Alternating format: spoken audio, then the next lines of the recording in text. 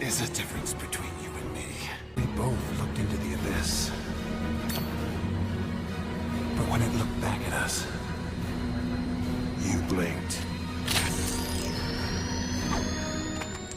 Hi guys, I'm Griver here, and this is a DC Legends video. This video, I'm actually going to do a mailbag after this video. It was a mailbag that I had even forgotten that I had done.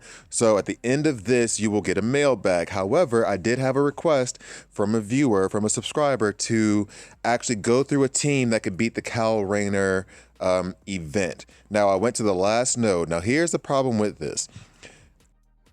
As you can see, most of my tunes are 7011. So 7011 tunes are going to be able to complete this event for the most part. So what I tried to do was focus on the synergies within the team in order to make it work. Now, in this round, I kind of cheated. I used Black Adam. If you have a Black Adam at 7011, L4, L3, or above, and you pick the right legendary order, then you're a complete beast through any PvE, like any kind of PvE content outside of Nightmare Campaign. You can just do whatever the hell you want. So I put Black Adam in here for the last node, and in the middle of it, I was like, yo, you know what? Like having Black Adam here, he is the last node of chapter 8, so most of you will probably not have him. If you're still in the beginning, like early to mid game, most of you probably won't have him or enough frags of him at a level whereby you can have him L3, L4, or whatever, and be able to just wipe through this kind of PvE content. So I'll show you this with Black Adam just so you can see how much of a beast he is. And then I was just goofy the whole time. I also forgot that I could only do this node like one time. I was planning on doing it like multiple times with different combinations and seeing. So I did this node, and then I went to the other synergy that I'll show you after this video. And with that synergy, I just went to node 7. Then I waited till the next day and then did again node 8 with the original team that I did for node 7. So that way you could just see how it works. But having Black Adam on your squad, watch, once he finally like gets someone down, then he just keeps giving himself int ups and wiping through PvE content. Albeit I will have to say, this one wasn't as dominant as I thought, but he gives himself turn meter, he refreshes his A2, which then allows him to do this gigantic AoE attack, and he's basically the damage dealer in this whole thing. Now, actually, as this runs, I will go ahead and just say this. Please, please, please, please, please vote for round 2 of the Ultimate Kit Challenge. The link is down below. Voting ends this weekend, Sunday evening. So, Sunday evening in Switzerland, so more like Sunday noon, Sunday mid-afternoon in the US. But in any case, as you can see, and actually, the more I look at it, the more I'm watching this, he's not as dominant in this PvE content as I thought he would be. So maybe the other option that I was running was just outright better in the entire scenario. So I'm going to lay out for a minute, let you guys see the end of this battle, and then I'll come back and explain the synergies and the thought process behind the next team that I had lined up.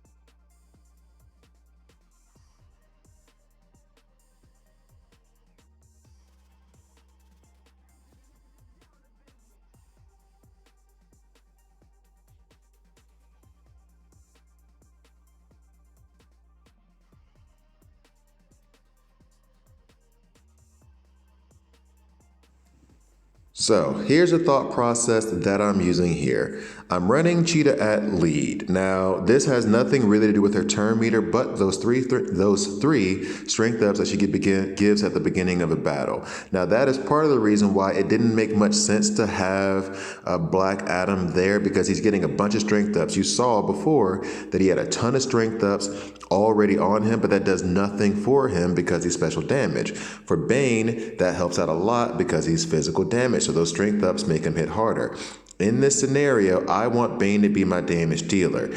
I'm giving him Overheal with Star Sapphire because when he has Overheal, he'll do out of turn attacks with his A1. And with all of these strength ups stacked on top of him from Cheetah, the strength ups that he'll get from himself, from doing his venom injection, then when he's doing these out of turn hits while he's overhealed, he's causing massive problems for everyone else involved. In fact, as I'm looking at it, he's tearing through this faster than Black Adam, and Black Adam actually had an affinity matchup. Now, granted, this is on node 7, but I've already done this on node 8, and there's an affinity matchup plus for Black Adam, and it seems as though Bane was handling this more.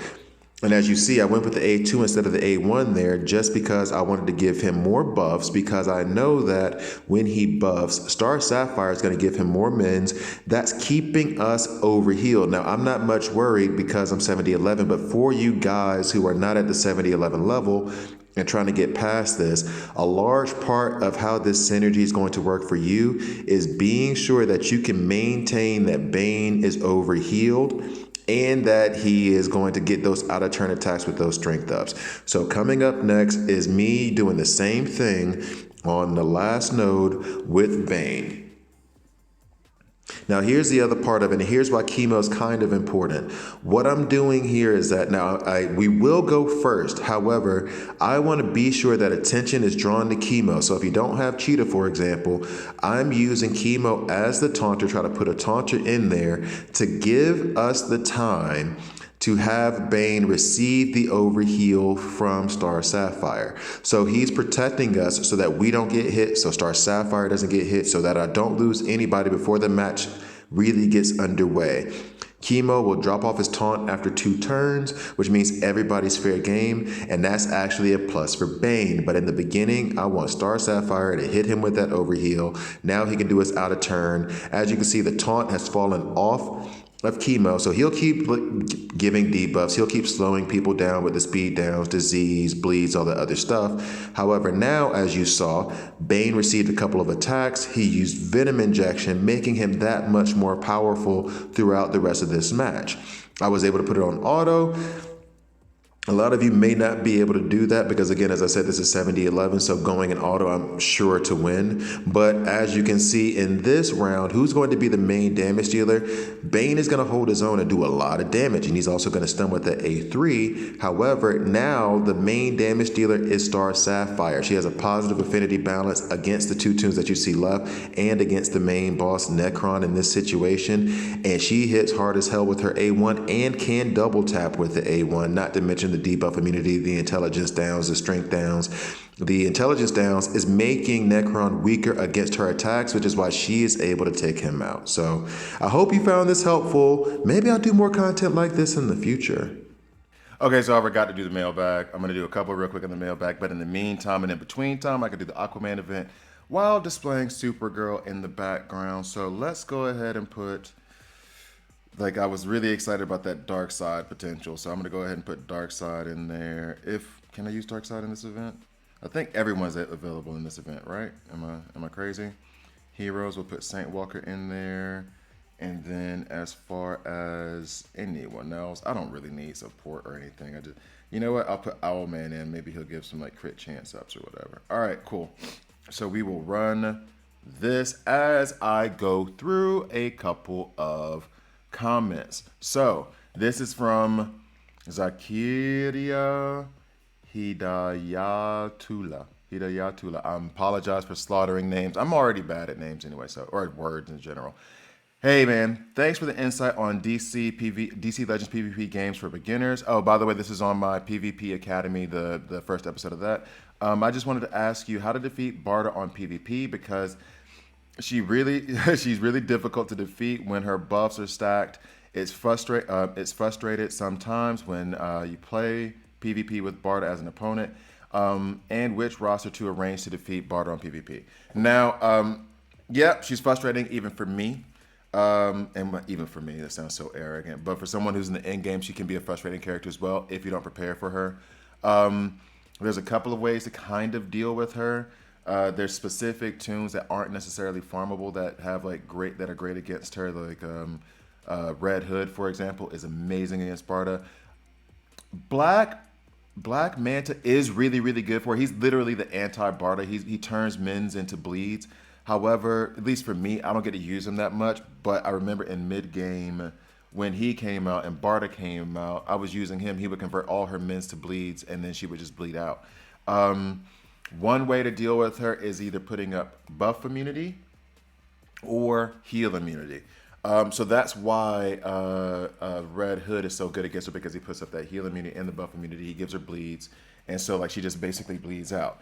Let me think. Superman, for example, Superman does put up buff immunity and heal immunity. Great way to stop Barda. You can also try to like just nuke her in the very beginning, maybe with an Arcus. Use the A2 on her and then just hit as hard as you can. Hopefully you get a chance beforehand, and then you can wipe her out. I'm trying to think of like specific tunes, and actually when I get back to the lineups after we wipe this team out, maybe I'll be able to think of specific farmable tunes. Cheetah, not so much. She applies bleeds. Lex on his A1 does put up a buff immunity. So he'll purge some of the buffs and put up buff immunity. So that way she won't taunt and she won't get those stamina ups that makes her like such a pain. So if you could try to work around Lex giving her buff immunity, that's great. He also gives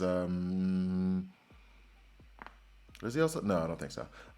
Next on that list, hold on. I'm gonna go through the farmable options. So give me 1 second. All right, so we're looking through Green Lantern, not so much. You can stun her though. Stunning her with Green Lantern's A3 and then trying to take care of everybody, because he'll also strip 10 buffs if I'm not mistaken. So, and then trying to take out everybody else before she gets a chance to come back, or just trying to take her out really quickly before she gets off the stun would help. Not really. Flash, I've seen take her out just because he's so fast that he'll do a lot of out of turns in a row, and that'll cause a lot of damage.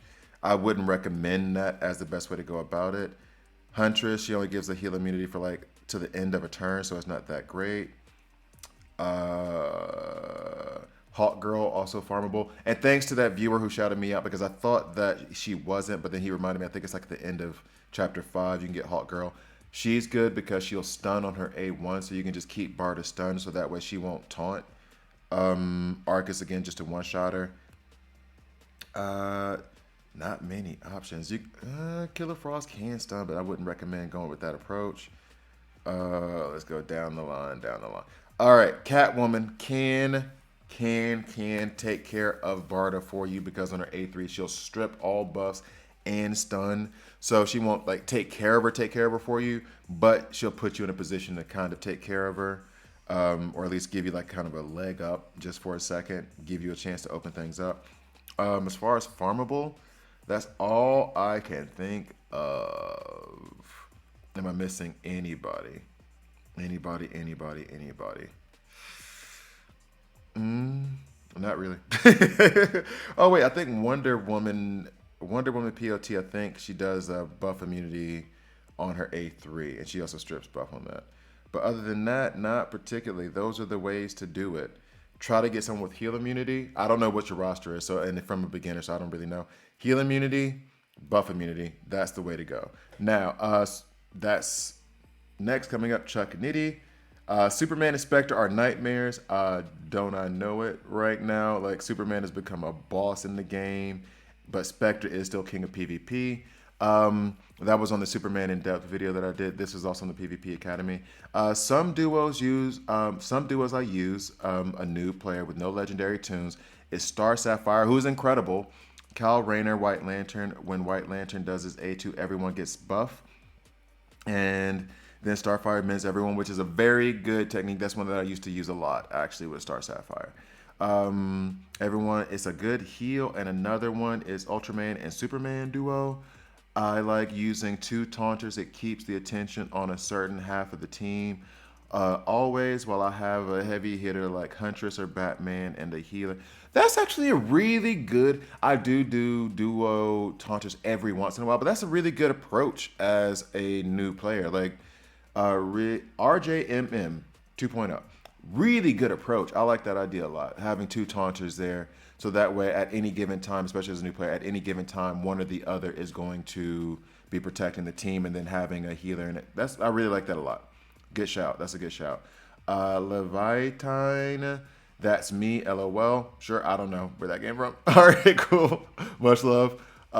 And then next, these all have been on my PvP Academy, the first episode. Midfield, Green Lantern, healer. I do like black light. Oh yeah, that's true. That's true. Not Green Lantern healer, but you mean a green healer, energy-based healer. Yeah, that's true. I do like the Black Lightning does passive healing, but Medfield also shields when he gives out mins. I think there's a Lantern event this month, but he is not farmable. Still worthy of recognition. He does a lot. Now, I haven't really done anything with Medfield. I have seen him around like every once in a while in PvP. So I can't really speak from personal experience whether he's good or not, but I've heard that he's good. I've heard that he's good too. So I will yield to you on that one. So, and actually, let's go ahead and go down one more and we'll deal with Lynn Rose. Deal with Lynn Rose. All right, Lynn. Oh, wow. Long one. All right. If this is supposed to be early game advice, I would never, ever suggest a single person who's not actually farmable in campaign. Power Girl is a prime example of someone who isn't going to be available to early game players until they can regularly complete red alerts. I'm disagreeing. HQMJ is the opposite because she's available on multiple campaign nodes. All right, here's the problem that I have with what you're saying. She's farmable on multiple campaign nodes. However, you got to get through campaign first. And if you're very early game, you're still not through campaign. So it's the same principle that you just said about red alerts. Red alerts, if you can complete red alerts, you'll be able to complete red alerts before you're able to complete the heroic node of campaign. Like the last, 4 chapters of the heroic campaign. So like, the thing that Harley Quinn would be farmable, yes, 1 frag at a time. On the first couple of chapters, you'll have a couple of missions there. But to your point, red alerts, I was able to complete red alerts relatively early on in the game. And I did those every day. I mean, yeah, okay. That's my, she's farmable on multiple campaign nodes, but you're still coming from the position of that the person's completed campaign. If the person's completed campaign, then they're able to complete red alerts. That's my point. I believe Grundy is available on at least 1 campaign node. That I just have to confirm. I'm not entirely sure. To me, buff and debuffs are the same exact role because one is offensive and one is defensive. Well, yeah, but they're both support tunes.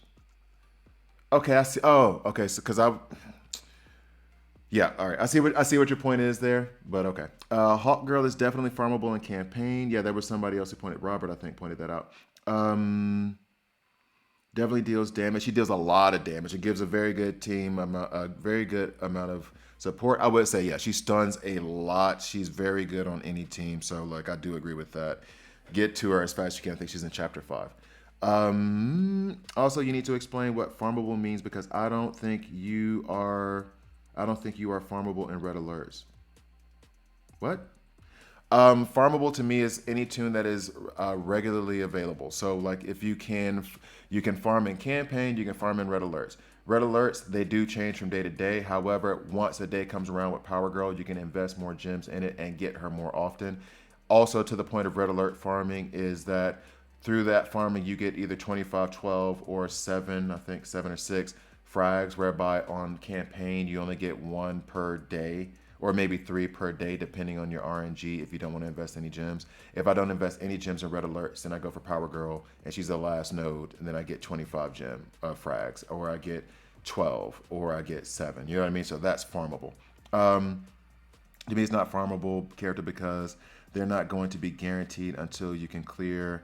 No, you don't have to clear all of red alerts. Now, granted, you can clear all of red alerts, and that's great, but also you could just clear the 4th node and get 5 or 6 frags from them there. You don't have to clear the whole thing. For me, that took almost a year. Really? Okay. Experience is different. If you have to qualify, they're farmable in red alerts, but not campaign, then by definition, they're not farmable for early game players. Still not true. Just something I noticed about Bane. He's farmable on campaign note 7. The number of nodes for Cheetah and Lex. Farmable on 7 campaign nodes. Yes, he is. Same for Cheetah and Lex. Harley Quinn is available on 4 campaign nodes. Yeah, I disagree with a lot of that. I'm just going to say that. Still love you, Limbros, but no. Like, you still go after your red alerts, and even if you're not able to complete them after the first year, that might have been the fact that your roster was not balanced well enough in the beginning, because I was able to complete red alerts, like, relatively early on in the game. Like, and when I stopped being able to complete them on a regular basis was when I was actually, I've completed it all, was actually when I had an imbalance in my roster, and as soon as I fixed the balance, I was able to, like, complete them again. Anyway, I would disagree with that because that's under the assumption that, one, you have to completely complete all of red alerts, and two, that to me, by the time you're done with the heroic campaign, you're probably already, if not finishing red alerts, getting at least to like the 8th level. And the 8th level, that's 12 frags right there. Then the 4th level, that's 6 or 5. I cannot remember. Please forgive. Right there. So, yeah, I disagree. In any case, thank you guys for watching. Please like, please subscribe, and I'll see you next time.